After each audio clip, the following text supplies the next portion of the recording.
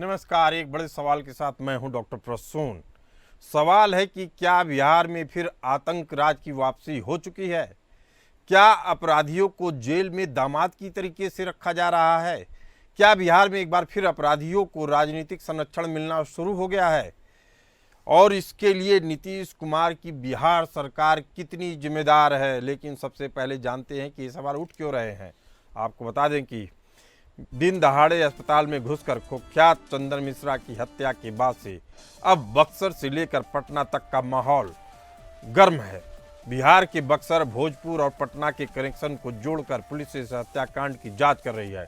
शूटरों की पहचान हो गई है। खूनी खेल खेलने वाले मौत के सौदागरों की पहचान में 5 आरोपियों में पहला तौसीफ बादशाह, दूसरा आकिब मलिक, तीसरा सोनू, चौथा कालू उर्फ मुस्तकिन, पांचवा भिंडी उर्फ बलवंत है। इनमें से इनके सरगना की पहचान फुलवरी शरीफ के सुपारी किलर तौसीफ बादशाह के तौर पर हुई है, जिसे गिरफ्तार कर लिया गया है। सुपारी किलर तौसीफ का बाप हार्डवेयर की दुकान चलाता है, मां टीचर है। पुलिस इनके नंबरों की भी छानबीन कर रही है। सूत्र बताते हैं कि छठा अपराधी पहले ही रेकी कर रहा था। चंदन की हत्या के अस्पताल में हो जाती है। सूत्रों का कहना है कि चंदन बचना नहीं चाहिए, इसीलिए हत्या के लिए वीडियो भी भेजे। इस हत्याकांड में एक लाइनर भी था जो चंदन की पल पल की खबरें शूटरों को दे रहा था। बिहार में एडीजी कुंदन कृष्णन ने दावा किया है कि पटना के पारस हॉस्पिटल हत्याकांड में चंदन मिश्रा की हत्या सजा याफ्ता बाहुबली शेरू सिंह के इशारे पर हुई। पुलिस ने इस मामले में न सिर्फ शूटरों की पहचान कर ली, बल्कि उन्हें सहायता देने वाले मास्टरमाइंड की भी पहचान कर ली, जिसने उन्हें गाड़ी, हथियार और तमाम संसाधन मुहैया कराए। आपको बता दें कि शेरू को फांसी की सजा भी सुनाई गई थी, जिसे बाद में बदल कर उम्र कैद कर दिया गया। एडीजी कुंदन कृष्णन का दावा है कि शेरू सिंह और चंदन मिश्रा पहले दोस्त थे, लेकिन पैसों को लेन देन में दोनों में दुश्मनी हुई। हालांकि यह थ्योरी किसी के गले नहीं उतर रही है, लेकिन पारस हॉस्पिटल हत्याकांड में चंदन मिश्रा के एक दोस्त ने इस हत्याकांड को लेकर अलग चौंकाने वाला दावा किया है। चंदन मिश्रा के दोस्त ने बताया कि यह घटना भोजपुर के एक राजनेता से जुड़ी हुई है। शूटरों ने उसका ही संरक्षण प्राप्त किया हुआ था। इसके कारण ही वो आसानी से अस्पताल में हथियार लेकर घुस गए। न उनकी जांच हुई, न मरीजों से मिलने वाले उनके पास थे, जिसकी मांग उनसे की गई।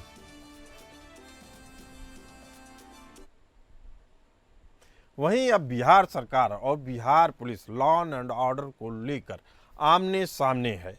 इस बार टकराव की वजह बनी है ADG law and order Kundan Krishnan की किसान वाली थ्योरी, जिसे लेकर बिहार के डिप्टी सीएम विजय सिन्हा ने खुले तौर पर ऐतराज जताया। आपको बता दें कि बिहार में कानून व्यवस्था को लेकर पूछे गए सवाल पर एडीजी कुंदन कृष्ण ने बयान देते हुए कहा कि बिहार में अप्रैल, मई, जून में मर्डर की घटनाएं इसलिए ज़्यादा होती हैं क्योंकि इस मौसम में किसान खाली रहते हैं। जब तक बारिश नहीं होती तब तक किसान समाज के पास ज़्यादा काम नहीं होता, इसीलिए अपराध बढ़ते हैं। एडीजी कुंदन कृष्ण ने यह भी जोड़ा कि जैसे ही बारिश शुरू होती है, किसान खेतों में व्यस्त हो जाते हैं और मर्डर जैसी घटनाएं घट जाती हैं। कुंदन कृष्णन का मानना है कि बेरोजगारी और खाली समय के कारण युवा पैसे की चाह में सुपारी किलिंग जैसे अपराधों के लिए आकर्षित हो रहे हैं। एडीजी कुंदन कृष्णन ने यह भी कहा कि हत्याएं तो पूरे राज्य में होती हैं, लेकिन चुनाव का माहौल होने के कारण राजनीतिक दल और मीडिया इस पर ज़्यादा ध्यान दे रहे हैं। वहीं विपक्षी दलों ने इसे कानून व्यवस्था से पल्ला झाड़ने वाली सोच करार दिया। ADG law and order Kundan Krishna की किसान वाली थ्योरी को लेकर बिहार के डिप्टी सीएम विजय कुमार सिन्हा भड़क गए और उन्होंने कहा कि कानून व्यवस्था की गिरती स्थिति को ढकने के लिए किसानों को जिम्मेदार ठहराना गलत है। बिहार के डिप्टी सीएम विजय सिन्हा ने कहा कि किसान अपराधी नहीं होता। उन्होंने कहा कि किसान हमारे अन्नदाता हैं जो खेतों में दिन रात मेहनत करते हैं। वही विजय सिन्हा ने कहा कि अपराधियों को लेकर बिहार को बदनाम करने वालों को भी नहीं बख्शा जाएगा। बिहार में पिछले दिनों कुछ हफ्तों में हत्या, लूट, अपहरण, गैंगवार जैसी घटनाएं तेजी से बढ़ी हैं। खासकर राजधानी पटना, मुजफ्फरपुर, बक्सर और भागलपुर जैसे शहरों में। जानकारों की माने तो पुलिस प्रशासन का भ्रष्टाचारी रवैया, न्यायपालिका की अपराधियों को लेकर सामान्य रवैया, सत्ता की खातिर नेताओं का अपराधियों की शह ने बिहार को आतंक के गहरे कुएं में ढकेल दिया है। बिहार पुलिस अपनी गर्दन बचाने के लिए भले ही इसे दो आपराधिक गुटों की भिड़ंत बता रही हो, लेकिन इस हत्याकांड ने साफ कर दिया कि बिहार में अभी कई शातिर गिरोह सक्रिय हैं और कुछ तो जेल से ही आतंक का खेल खेल रहे हैं। आपको बता दें कि बिहार की राजनीति और अपराध को कवर करने वाले पत्रकारों की माने तो बिहार में माफिया बिना राजनीतिक वर्धस्त के आगे बढ़ ही नहीं सकते। बिहार पुलिस की माने तो मारा गया चंदन मिश्रा पुराना हिस्ट्री शीटर था, जिसे उम्र कैद की सजा तक सुनाई गई थी, जो पैरोल पर इलाज करने के लिए बाहर आया था। वहीं हत्याकांड का मास्टरमाइंड शेरू सिंह भी मौत की सजा पा चुका, लेकिन अदालत ने रहम करके उसकी सजा को उम्र कैद में बदल दिया था। बिहार सरकार का दावा है कि राज्य में कोई संगठित अपराध नहीं है और अधिकांश घटनाएं व्यक्तिगत विवादों का परिणाम है। हालांकि विपक्ष और कुछ मीडिया रिपोर्ट्स इस दावे पर सवाल उठाते हैं और संगठित अपराधों के सक्रिय होने की बात कहते हैं, जिसमें गैंगवार और सुपारी किलिंग शामिल है। बिहार में अशोक महतो गैंग, मुंगेर का राजन टोला गैंग, पटना का सुनील पंडित गैंग, बिहार झारखंड सीमा पर फैयाज चौधरी वाला बाबा गैंग, हथियार की तस्करी, हत्या के कारोबार और अपहरण जैसे कारोबार में शामिल रहे हैं। इसके अलावा अहमद अंसारी, जिसे मुख्तार अंसारी का भाई बताते हैं, उत्तर प्रदेश बिहार के बॉर्डर पर कई हत्या और अपहरण के मामलों में गिरफ्तार किया गया था, वह भी सक्रिय है। मुख्तार अंसारी के परिवार से जुड़े तनवीर अंसारी का भी नाम आतंकी संगठन के तौर पे आता है, जो बिहार में आपराधिक गतिविधियां करता है। भागलपुर बिहार झारखंड इलाके में सक्रिय गैंगस्टर मोहम्मद कलीमुद्दीन उर्फ कलीम माफिया भी आतंकी के तौर पे देखा जाता है इलाके में। राजनीतिक इच्छाशक्ति की कमी अपराधियों के हौसलों को बुलंद कर रही है। बिहार पुलिस को एनसीआरबी का डाटा देखना चाहिए ताकि फर्जी तर्कों की बजाय लोगों की सुरक्षा पर ध्यान दे सके। एनसीआरबी के आंकड़ों की बात करें तो बिहार में साल 2024 के आंकड़े कहते कि हर 3 घंटे में एक मर्डर और रोज 7 कत्ल हुए। हर हफ्ते 49 मर्डर किए गए, यानी 7 दिनों में 49 मर्डर, एक दिन में 7 मर्डर और 3 घंटे में 1 मर्डर। साल 2023 में हर 3 घंटे में 1 मर्डर, रोजाना 8 कत्ल हुए। ये 2023 का आंकड़ा था। हफ्ते का आंकड़ा 56 मर्डर तक पहुंचा। साल 2022 में हर 3 घंटे में 1 मर्डर हुआ, रोजाना 8 मर्डर हुए, हर हफ्ते 56 मर्डर हुए। एनसीआरबी का आंकड़ा बताता है कि बिहार में अपराध का आंकड़ा जरूर कम हुआ है, लेकिन बिहार हत्याओं के मामले में अभी भी देश में दूसरे नंबर पर है। देश में एक साल में 57,256 मर्डर हुए, लेकिन बिहार की बात करें तो बिहार में अकेले 8,667 मर्डर हुए। देश में रेप के मामले 31,516 दर्ज किए गए, तो वहीं बिहार में रेप के कुल 881 मामले दर्ज हुए।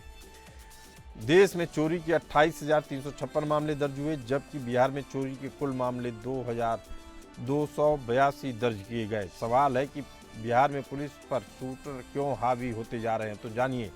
बिहार जैसे बड़े राज्य में 1,44,350 पुलिस होने चाहिए, लेकिन राज्य में अभी 1,02,664 पुलिस वाले हैं, यानी 42,000 पुलिस अफसरों की कमी है। 1 लाख की आबादी में 115 पुलिसकर्मी होने चाहिए, बिहार में सिर्फ 81 हैं। 100 वर्ग किलोमीटर एरिया में 153 पुलिसकर्मी होने चाहिए, बिहार में सिर्फ 109 हैं।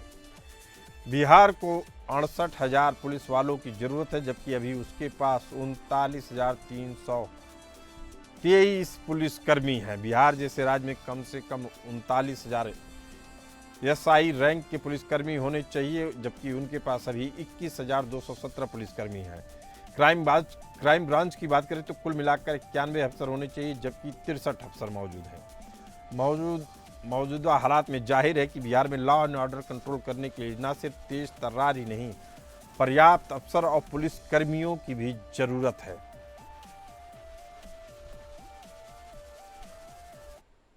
इसी मुद्दे पर चर्चा करने के लिए हमारे साथ मौजूद हैं बिहार के पूर्व डीजीपी अभय नंद जी और वरिष्ठ पत्रकार ज्ञानेश्वर गौतम जी।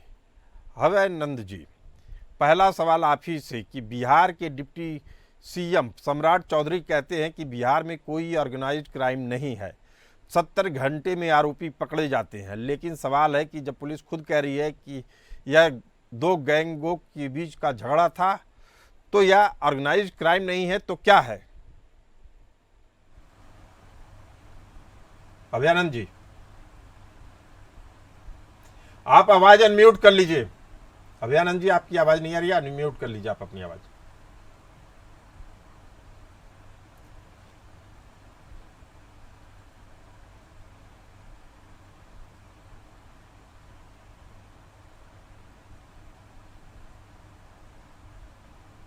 आवाज आ रही है क्या अभयानंद जी मेरी? अभयानंद जी की आवाज नहीं आवाज नहीं आ रही है हमारे पास। हम दोबारा कनेक्ट करने की कोशिश करेंगे। हमारे साथ ज्ञानेश्वर गौतम जी मौजूद हैं। बिहार में आतंक राज के पीछे राजनीतिक संरक्षण वाली थ्योरी कहां तक जायज है? ज्ञानेश्वर जी,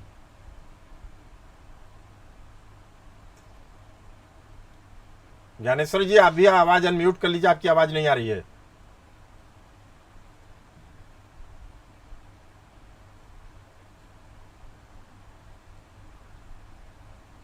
हाँ जी, अब आवाज आ रही है? जी, आपकी आवाज आ रही है जी। देखिए, ये जो आपने प्रश्न किया ना राजनीतिक संरक्षण की, तो ये बात तो सही है, कालांतर से ऐसी स्थिति देखने को मिल रही है। लेकिन मैं आपको एक चीज बताऊं कि जनता दल यूनाइटेड जिसकी सरकार अभी बिहार में चल रही है, तो जनता दल यूनाइटेड के जो मुख्यमंत्री हैं नीतीश जी के बारे में ये माना जाता है कि नीतीश जी ने कभी अपराधियों को संरक्षण नहीं दिया।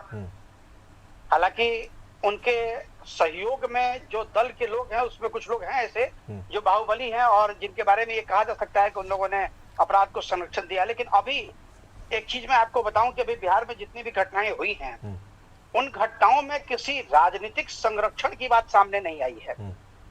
ये जैसे आप भी चर्चा कर रहे थे इसके कि वर्चस्व की लड़ाई है, आपस का मतभेद है, जमीन का विवाद है। नहीं, ये बिहार पुलिस की थ्योरी है कि आपस में विवाद है, यानी मामले को कम करके आका जा रहा है और बताया जा रहा है।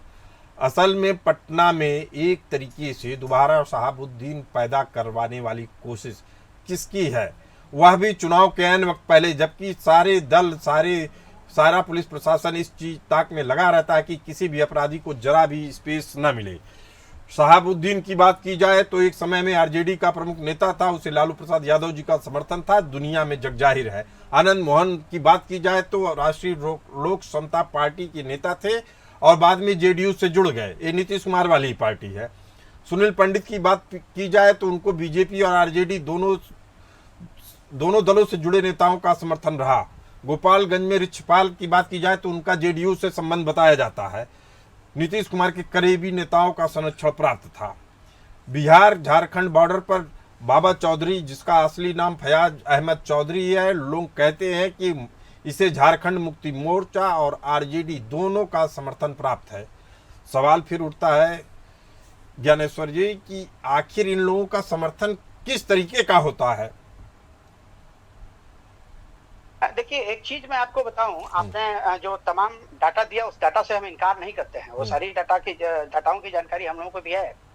हम सिर्फ आपको ये कहना चाहेंगे कि Nitish Kumar as a chief minister, Nitish Kumar का इन्वॉल्वमेंट हम लोगों ने कभी किसी अपराधी के साथ नहीं देखा और ना ही नीतीश कुमार किसी अपराधी के साथ खड़ा हुए।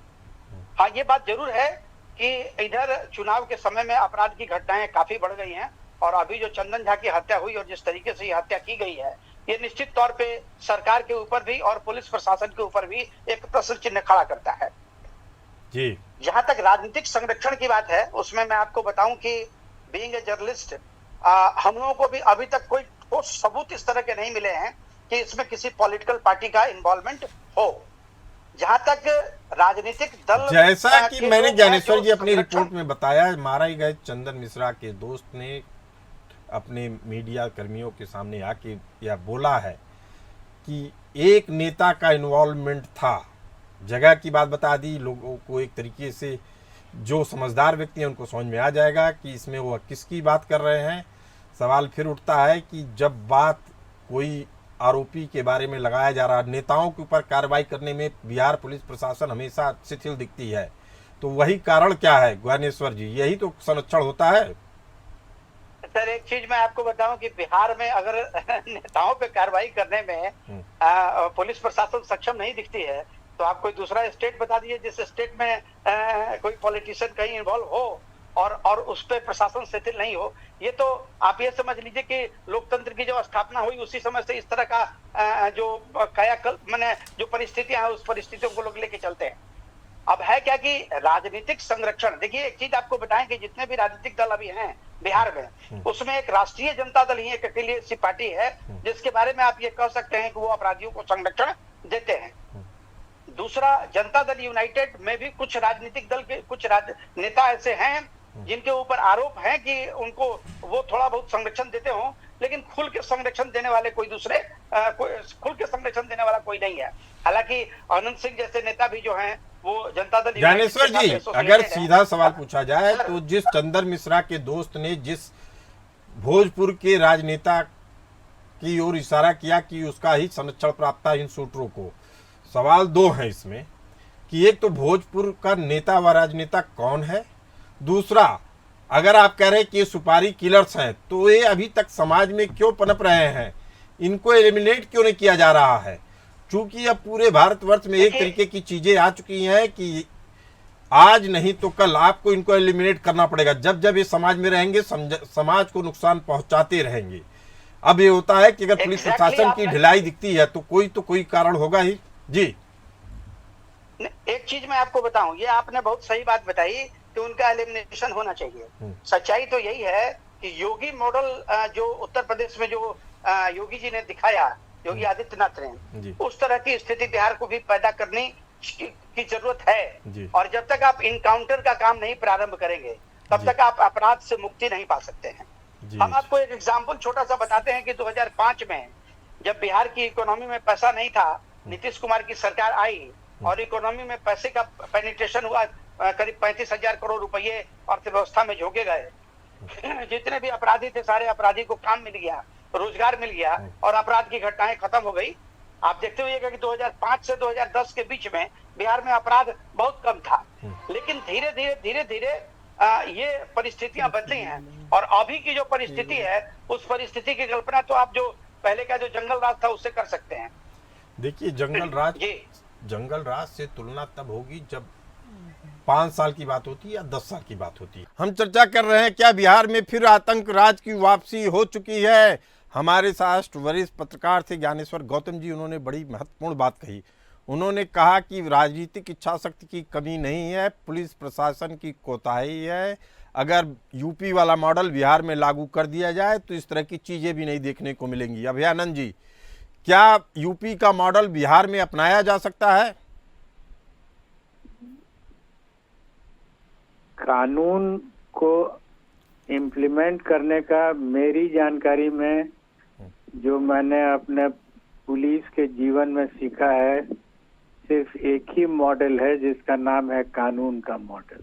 जी, वो किसी व्यक्ति विशेष के नाम से नहीं जाना जाता है जी, और न ही कोई राज्य का मॉडल अलग होता है। जी, एक कानून है क्रिमिनल लॉ, पूरे देश में लागू होता है। आप जिस मॉडल की चर्चा कर रहे हैं जी, और जिधर आप इंगित कर रहे हैं जी, वो अगर सही में कोई मॉडल है तो उसको कानूनी रूप से विधायिका से पास करा देना चाहिए। तो उसकी बेहद अहम बात कर रहे हैं अभयानंद जी, लेकिन सवाल है कि कानून समाज के लोगों के लिए होता है, आतंकवादियों के लिए नहीं होता है। एक शेरू सिंह नाम का अपराधी है जिसे फांसी की सजा मिली हुई थी, वापस उसको उम्र कैद दे दिया गया, अब वो जंगल से ऑपरेट कर रहा है। एक चंदन मिश्रा को मारा जाता है, 2 गैंग ऑलरेडी दिख रहे हैं। ऐसे ही 10 का नाम मैं गिना चुका हूं अपने रिपोर्ट में कि ऐसे 10 अपराधी गैंग काम कर रहे हैं बिहार में।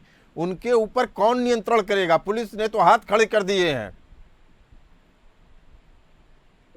आपको मैंने समझाया अभी, और मैं उस पर हमेशा से जब से नौकरी में आया हूँ तब से अडिग हूँ कि जो भी होना होगा कानून से होगा। अगर लगता है कि कानून में कमी है तो हमारे जो लेजिस्लेटर्स हैं, पार्लियामेंटेरियंस हैं, ये लोग क्लियर कर दें कि इस तरह के लोगों को गोली मार देनी चाहिए पुलिस के द्वारा ही। यही नहीं नहीं कानून अभयानंद बना जी, दें। सवाल अभी ये उठ रहा है, जो लोग आम आदमी को गोली मार रहे हैं उनके लिए क्या? अरे भैया, तो यही तो हम कह रहे हैं कि आप उनको एक अलग सेगमेंट बना दीजिए उनका, और कहिए कि जो लोग आम आदमी को खुलेआम गोली मारते हैं उसको पुलिस पकड़ने के बाद गोली मार दे। ये कानून बनाने में क्या दिक्कत है? बेहद अहम बात कर रहे हैं आप अभयानंद जी, लेकिन आपको बता दें कि बिहार में सुपारी किलर निगरानी सेल का गठन किया गया है। संगठित अपराधियों पर एसटीएफ की नजर है। यह बात एडीजी आपको ये कुंदन बात कृष्ण भी ने खुद जानकारी बताई है। होगी, आपको ये बात की भी जानकारी होगी कि अभी बिहार से ही और देश से कई ऑफिसर्स हैं, पुलिस ऑफिसर, जो आजीवन कारावास की सजा झेल रहे हैं, यही जिस मॉडल की आप बात कर रहे हैं उसको इम्प्लीमेंट करने के लिए। अभयानंद जी, मैं समझ गया आपका दर्द, और उन पुलिस वालों का जो अपने कानून की हिफाजत के लिए अपने प्राणों की बलिदान दे देते हैं। कई बार मुकदमेबाजी के चक्कर में जेल के भी चक्कर काटने पड़ते हैं। बेहद अहम बात कर रहे हैं। आजीवन कारावास हो रहा है जी, आजीवन कारावास हो रहा है। अपराधी मौज कर रहे हैं ज्ञानेश्वर जी, और आईपीएस अफसर, पुलिस अफसर उम्र कैद की सजा भोग रहे हैं। इसके लिए कौन जिम्मेदार है? सुशासन सरकार। इसके लिए तो निश्चित तौर पे पॉलिटिशियंस जिम्मेवार हैं, और इसमें कोई दो राय नहीं है। अभयानंद जी ने जो बात कही वो बात बिल्कुल सटीक थी, बिल्कुल सही बात उन्होंने कही कि बहुत सारे पदाधिकारी ऐसे हैं जिन्होंने कई इनकाउंटर्स अपने लाइफ में किए, लेकिन बाद में वो उनकी पूरी जिंदगी तबाह हो गई। तो सबसे बड़ी आवश्यकता ये है कि आज तो ये एक चर्चा का विषय है, और हम सबों को मिलके एक रास्ता ऐसा इसके ऊपर एक चर्चा होनी चाहिए पूरे देश। ज्ञानेश्वर जी, यही बात तो मैंने, जो अभयानंद जी कह रहे हैं उसी बात को लेके तो मैं आगे बढ़ रहा था। आपका जो जवाब था शुरू में, उसमें ये कहना था आपका कि नहीं, नीतीश कुमार जी समझौता नहीं कर रहे हैं। नीतीश कुमार जी हो सकता है न कर रहे हो, लेकिन उनकी जो पूरी पुलिस प्रशासन वाली प्रणाली है, प्रशासनिक अमला है, वह फेल हो रहा है। अगर उनके ही अफसर उम्र कैद की सजा पा रहे हैं, वो भी इनकाउंटर करने के लिए, वो भी अपराधियों का इनकाउंटर करने के लिए, तब तो फिर आपके ऊपर ही सवाल खड़ा होता है। जी ज्ञानेश्वर जी। नहीं, ये बात आपने बिल्कुल सही कही। अब देखिए, परेशानी कहाँ होती है जी। परेशानी ये होती है कि जब भी कोई अपराधी अपराध करता है तो उसको कहीं ना कहीं से कोई ना कोई पॉलिटिकल संरक्षण मिलता है, और जो उसके साथ होना चाहिए वो होता नहीं है। और वैसी स्थिति में पुलिस प्रशासन के जो लोग हैं उनके अंदर बड़ी निराशा पैदा होती है। तो ये अभयानंद जी ने जो बातें कही, वो बातें, उस बातों से मैं 100% सहमत हूँ। लेकिन ज्ञानेश्वर जी, फिर एक सवाल उठता है कि आम आदमी के लिए क्या रास्ता है? जो पलायन शुरू हुआ था लालू राज में, जो पलायन लालू राज में शुरू हुआ था, क्या उसकी शुरुआत अब हो चुकी है? यही सवाल है मेरा, यही मुद्दा है आज की डिबेट का। जी देखिए, अब हम इससे इनकार नहीं कर सकते हैं कि जो लालू राज में जो स्थिति पैदा हुई थी वो स्थिति आज बिहार में नहीं है, ऐसा मैं नहीं कह सकता हूँ। क्योंकि पिछले, मुझे लगता है कि पिछले एक डेढ़ महीने में लगभग 40-45 मर्डर्स बिहार को हो चुके हैं। मैं आपको आंकड़े गिना देता हूँ ज्ञानेश्वर जी, मैं आपको आंकड़े गिना देता हूँ। बिहार में 16 दिन में 60 से ज्यादा मर्डर हो चुके हैं। हर महीने 229 हत्याएं हुई हैं। पिछले 6 महीने में 1376 मर्डर हुए हैं। हैरान कर देने वाले हैं क्राइम के आंकड़े। अभयानंद जी हमारे साथ मौजूद हैं, पूर्व डीजीपी बिहार सरकार में। आपको लगता है कानून प्रशासन से सरकार की पकड़ खत्म हो चुकी है अभयानंद जी? मेरी अपनी समझ है कि अपराध के खिलाफ जो स्टेट की कार्रवाई होती है जी, वो एक सिंक्रोनाइज्ड एक्टिविटी है, starting from legislature to police to judiciary to reformatory jail. ये चारों रनर्स हैं इसके। एक व्यवस्था है जो लड़ती है अपराध के विरुद्ध। ये केवल पुलिस की ही व्यवस्था नहीं है जो। अभयानंद जी, आप कह रहे हैं कि पूरी सरकार फेल हो चुकी है इन चारों चीजों में सिंक करने में। सिस्टेमिक प्रॉब्लम हो रहा है। नहीं तो उसके लिए जिम्मेदार कौन है? सरकार ही को करना है काम। सरकार गैर जिम्मेदार है, यही तो हमारी बात है। मैं कह रहा हूं बिहार में आतंक राज आ रहा है। स्टेट की बात है ये। स्टेट में सरकार एक अंग है। अरे लेकिन इस इसमें- संघ को ही तो फैसले लेने हैं, हम और आप तो ले नहीं सकते हैं। और सरकार ये क्या अगर किसकी सवाल खड़ा शुरुआत- करना होगा तो नीतीश कुमार जी पे ही तो खड़ा होगा, और किस पे होगा? न तो आपने डिबेट स्टार्ट किया है, इसका हल पार्लियामेंट के डिबेट या असेंबली के डिबेट से निकलेगा। वहीं पर ना समाज को प्रॉब्लम है, तो समाज के प्रतिनिधि लोग बैठ करके सोचें कि ये क्या हो रहा है और क्यों हो रहा है। क्यों हो रहा है, या एक जनता के प्रतिनिधियों को तो सुनना ही है, लेकिन एडीआर की रिपोर्ट अगर आप देखेंगे तो मालूम चलता है कि बिहार की विधानसभा में तकरीबन 28 से 30% अपराधी ही बैठे हैं। ऐसे लोगों से आप क्या अपेक्षा करेंगे, हमें तो समझ में ही नहीं आता है। तो लेकिन फिर ये समाज के बीच में डिबेट हो कि ऐसे लोगों को भेजा जाए कि नहीं। ऐसे लोगों को भेजा जाए या नहीं भेजा जाए, आप दोनों इस चर्चा में आए, अपनी राय दी, आप दोनों का बहुत बहुत धन्यवाद।